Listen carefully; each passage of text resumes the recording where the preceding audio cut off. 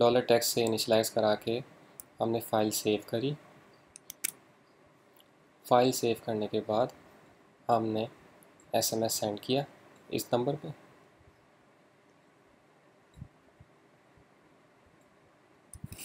अभी करके भी देख लेते हैं।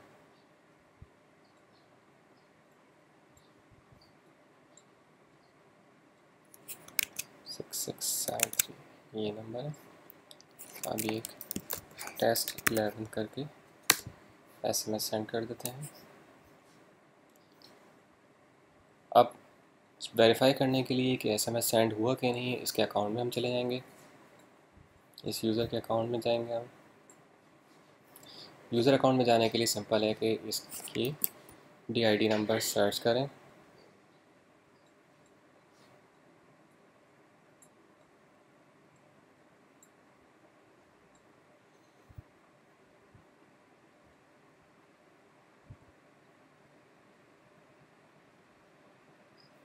बायर में जाएं, बायर अकाउंट में, बायर नेम के आगे इसका नंबर आ रहा है। आप जब इस पर क्लिक करेंगे तो बायर अकाउंट पे चले जाएंगे।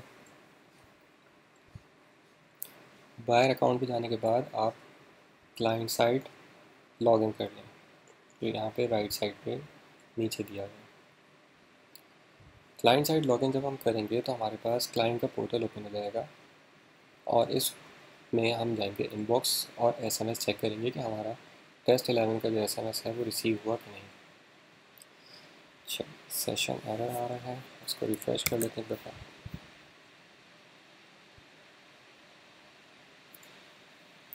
मेरे को दोबारा लॉगिन करने की ज़रूरत पड़ेगी।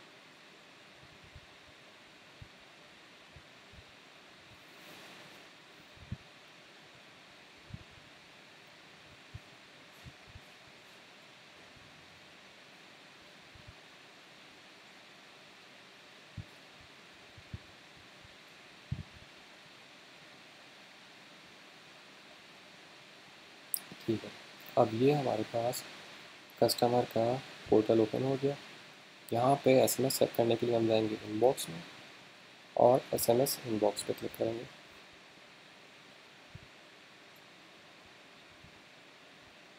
आइडियली SMS इनबॉक्स में यहाँ पे वो SMS आ जाना चाहिए।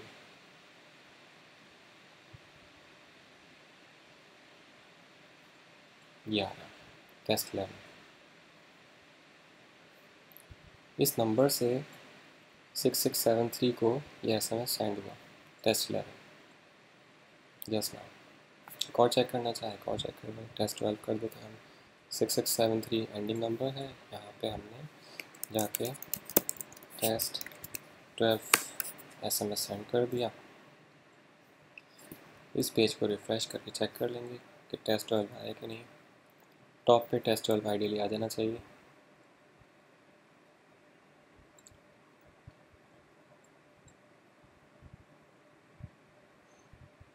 अगर टेस्ट 12 आ जाता है इसका मतलब है कि हमारा कोड काम कर रहा है। ठीक,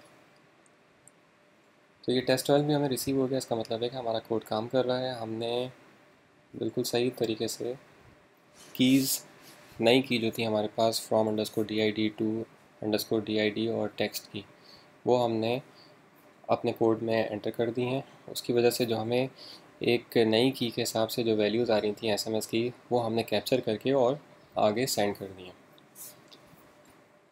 उम्मीद है ये सारी चीज़ें आपको समझ में आई होंगी। वीडियो देखने का बहुत शुक्रिया। अल्लाह हाफ़िज़।